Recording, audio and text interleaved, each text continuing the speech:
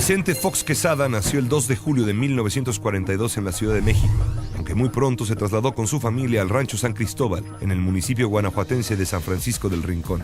Descendiente de españoles por línea materna y de alemanes por la paterna, Vicente heredó de su padre el temple empresarial y el gusto por las labores del campo. En 1960, Vicente se estableció en la capital para estudiar administración de empresas, carrera que terminó sin obtener el título.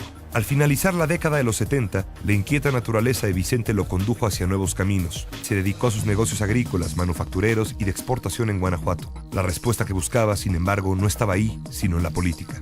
Llevado a ella por el empresario sinaloense Manuel Cloutier, Fox alcanzó una diputación federal y pronto se distinguió por su repudio democrático a la elección del presidente Carlos Salinas. En 1991, Vicente Fox decidió contender en las elecciones por la gubernatura de Guanajuato. Los resultados de la votación señalaron su derrota, pero el clamor por el evidente fraude cometido contra él alcanzó un nivel tal que el PRI se vio obligado a pedir la renuncia de su candidato y el Congreso del Estado tuvo que nombrar a un gobernador interino. En 1995, Fox recogió los frutos de su activismo democrático al presentarse nuevamente como candidato y ganar las elecciones por un amplio margen. En julio de 1997, Fox anunció que había decidido contender para la presidencia de la República por el PAN en las elecciones del año 2000. La temprana autopostulación no sentó muy bien en el seno del panismo tradicional, dominado por las figuras de Diego Fernández de Ceballos, Carlos Castillo Peraza y el presidente del partido, Felipe Calderón. Para ellos, Fox era un advenedizo político, un líder carismático que no tenía sus raíces en el PAN, ni compartía con profundidad el ideario político del partido. Con todo, su fuerza y arrastre determinaron que en efecto se convirtiera en su aspirante presidencial a fines de 1999. La actitud del candidato Vicente Fox contrastaba por su frescura con el viejo y rígido estilo oficialista del candidato del PRI, Francisco Labastida Ochoa, y con la parsimonia del izquierdista Cuauhtémoc Cárdenas del PRD. Así se reveló el 23 de mayo del año 2000, cuando en una reunión para decidir la fecha de un segundo debate entre los tres candidatos, la insistencia del panista para efectuarla ese mismo día le dio un vuelco inesperado a su campaña. ¿El viernes hacemos el debate? Hoy. ¿El viernes? Hoy. ¿El viernes? Hoy.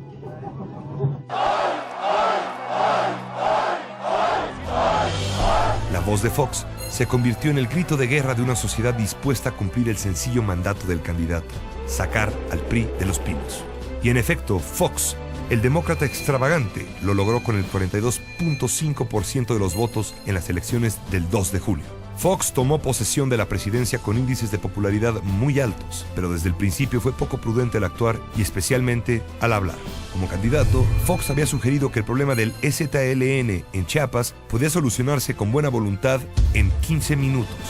Pero el voluntarismo foxista chocó con la intransigencia. Las reformas constitucionales en materia indígena promulgadas en 2001 no consiguieron contentar a los rebeldes y sí recibieron muchas críticas por afectar el principio de igualdad entre los ciudadanos. Al cabo, el problema del EZLN quedó sin resolver. Poco después de su triunfo, Fox anunció que enviaría al Congreso una ambiciosa propuesta de reforma fiscal para incrementar sustancialmente la recaudación. La propuesta incluía gravar con el IVA a los alimentos y las medicinas, hasta entonces exentas de ese impuesto. Sin contar con una mayoría de su partido en el Congreso, pero con buena aceptación ciudadana, Fox confiaba en que la popularidad que le había llevado a sacar al PRI de los pinos forzaría a los legisladores a aprobar la reforma fiscal.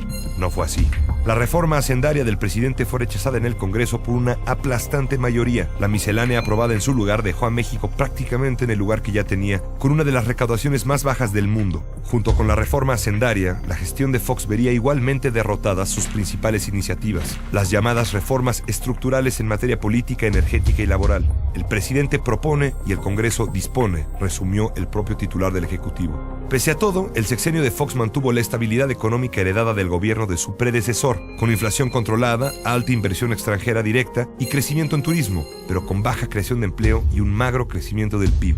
El 11 de septiembre de 2001, 6 días después de una visita oficial a México del presidente George Bush, los ataques terroristas en Estados Unidos cambiaron al mundo y las expectativas que se habían levantado sobre una gran reforma migratoria. La frialdad diplomática del gobierno mexicano hacia la tragedia de su principal socio tampoco ayudó. Por último, la negativa de México en la ONU para apoyar la intervención estadounidense en Irak como parte de su guerra contra el terrorismo alejó definitivamente a Fox del presidente Bush. En octubre de 2001, mientras la reforma migratoria se derrumbaba en Nueva York, un ambicioso plan de infraestructura parecía consolidarse en México. Se trataba del proyecto Texcoco, un moderno mega aeropuerto llamado a detonar la economía del Valle de México. La operación política del plan, sin embargo, se convirtió en su punto débil y al final en el motivo de su fracaso. En cuestión de meses, la resistencia de los ejidatarios mexiquenses de San Salvador Atenco a la expropiación de sus terrenos, combinada con una pésima negociación por parte del gobierno, condujeron a la renuncia total a ese proyecto. Desde los meses iniciales de su gestión, el presidente Fox confundió los asuntos públicos con los de su vida personal. Esta mezcla entre lo público y lo privado se revelaría en el apoyo implícito de Fox a las aspiraciones presidenciales de su esposa, Marta Sagún. Asimismo, el enfrentamiento personal entre Fox y el jefe de gobierno de la Ciudad de México, Andrés Manuel López Obrador, polarizó a la sociedad y abrió una brecha enorme entre ambas instancias de la administración pública. De cara a la elección presidencial del 2006, el intento de desaforar a López Obrador para detener su carrera presidencial y su notorio disgusto por la elección del candidato de su propio partido pusieron en entredicho el carácter democrático del presidente. La noche del 2 de julio del año 2000, el triunfo de Fox había acabado con 7 décadas de monopolio en el poder. En el ocaso de su frustrado sexenio, su conquista más notable había sido la de aquella tarde histórica, sacar por fin al PRI de los Pinos.